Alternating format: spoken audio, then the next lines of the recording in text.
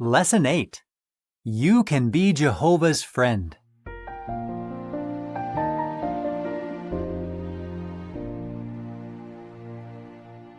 Jehovah wants you to know Him better. Why? He hopes that the more you learn about His personality, His ways, and His purpose, the more you will want to be His friend.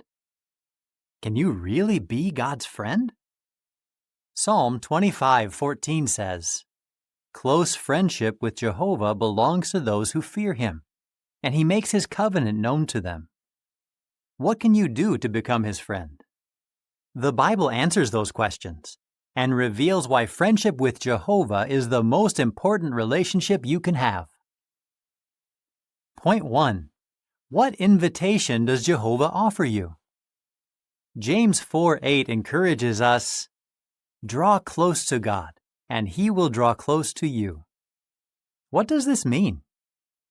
Jehovah is inviting you to become His friend. Some may find it difficult to imagine being friends with anyone they cannot see, let alone with God Himself. Yet, in His Word, the Bible, Jehovah reveals everything we need to know about His personality in order for us to draw close to Him. When we read God's message to us in the Bible, our friendship with Jehovah grows even though we have never seen Him. Point 2. Why is Jehovah the best friend you can have? No one loves you more than Jehovah does. He wants you to be happy and to turn to Him whenever you need help. You can throw all your anxiety on Him because He cares for you, according to 1 Peter 5:7. Jehovah is always ready to support, comfort, and listen to His friends.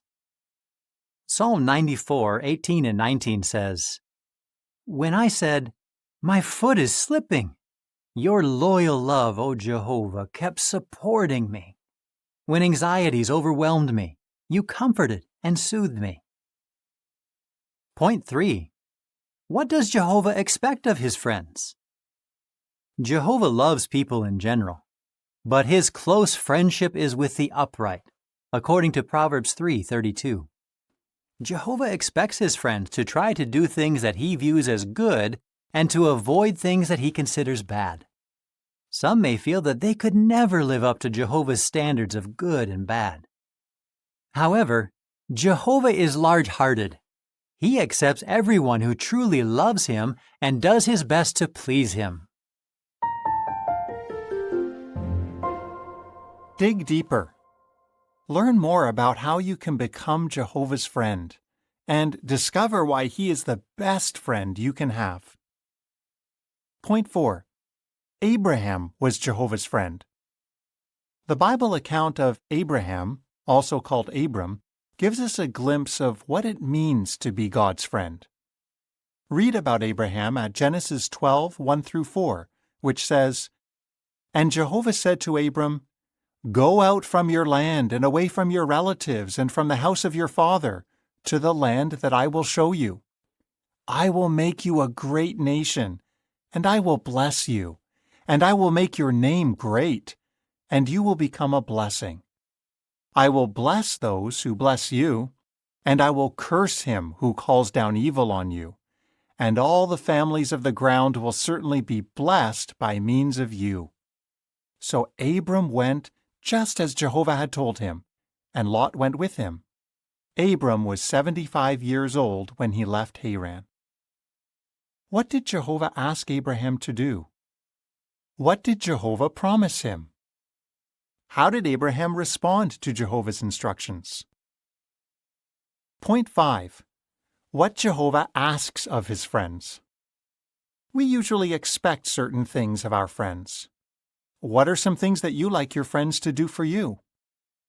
1 John 5:3 says, "For this is what the love of God means, that we observe His commandments, and yet His commandments are not burdensome." What does Jehovah expect of His friends? In order to obey Jehovah, we may need to change our conduct or our personality traits. Isaiah 48:17 and 18 says, "This is what Jehovah says, your repurchaser, the Holy One of Israel. I, Jehovah, am your God, the one teaching you to benefit yourself, the one guiding you in the way you should walk. If only you would pay attention to my commandments, then your peace would become just like a river, and your righteousness like the waves of the sea. Why does Jehovah ask his friends to make changes? The picture caption reads, "A good friend would remind us of things that can protect and benefit us. Jehovah does the same for his friends." Point 6. What Jehovah does for his friends. Jehovah helps his friends cope with problems. Listen to the audio for the video, "Jehovah has done so much for me." To find all media for Lesson 8, go to the publication Enjoy Life Forever on jw.org. When I was 14, things that happened in the past started to catch up with me emotionally. And I felt like everything that had happened in my life was my fault. I did then try to take my life. When I was little, a family friend sexually abused me, and he continued to do so for many years. I didn't tell anyone what was going on. I didn't even tell my dad. I just tried to act normal, to block it all out. I remember Dad looked into lots of different religions growing up. Then one day, Jehovah's Witnesses knocked on our door. Their sincerity was very evident, like they were clearly interested in us as people and sincerely offering us to get to know Jehovah and the Bible. Learning from the Bible that God says that he will take my right hand, that he will fortify me, that he will really help me. It blew me away. When I went to a Kingdom Hall, I could feel the love and sincerity and warmth of everyone in there right away, and it put me at ease.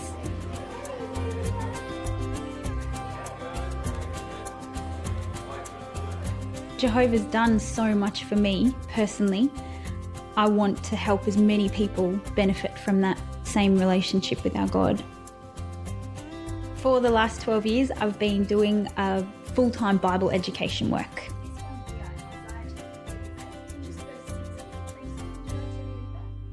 Of course, my life is not perfect. I still struggle from time to time, especially with negative thinking and emotions. Sometimes I need to get up and do something, do some physical activity.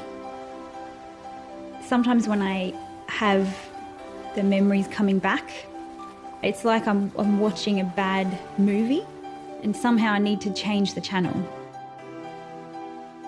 I like to pray down at the beach, makes me feel very close to Jehovah.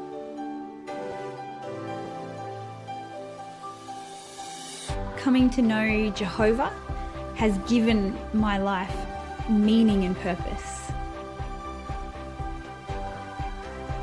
I remember learning the promise from God. He says that I'm making all things new, and these things will not come up into the heart, nor will they come up into the mind. I can't wait for that time, and I'm so grateful for that promise.